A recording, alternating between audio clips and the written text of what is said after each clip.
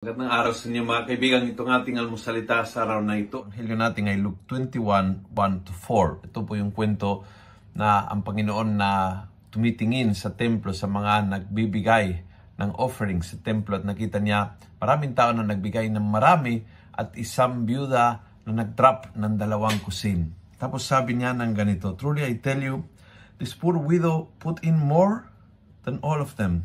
For all of them gave an offering from their plenty, but she, out of her poverty, gave all she had to live on."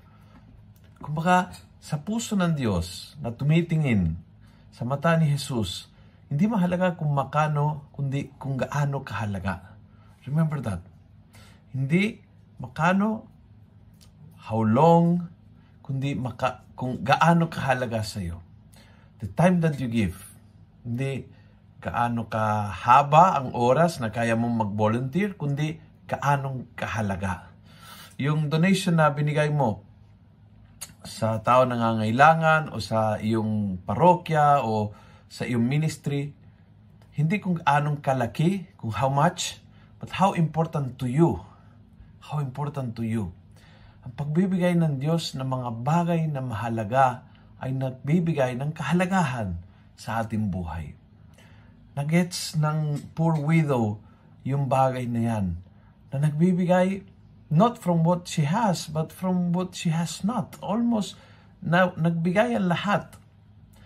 And kapag ginawa mo yan, parang pinasa mo ang bola sa Panginoon. Ngayon, His call. Alam na niya na binigay mo ang lahat. And so, you are totally depending on Him. Ayan. Hindi ka mauubusan kailanman. Hindi ka mauubusan ng oras, ng meaning, ng mga material na bagay o anumang. Kung binigay mo ng todo sa Panginoon, He will take care of you. Kasi hindi ka ito para sa akin sarili. Itong sobra, yun lang sa Panginoon. No. You gave everything of your heart, of your mind, of your time.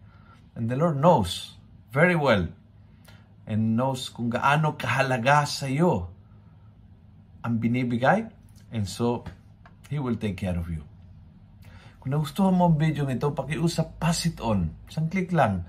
Share mo with your friends, yung mga kakilala mo, mga tao na maaaring nangangailangan itong salita ng Diyos. Punuin natin ang good news ang social media at gawin natin viral araw-araw ang salita ng Diyos. God bless.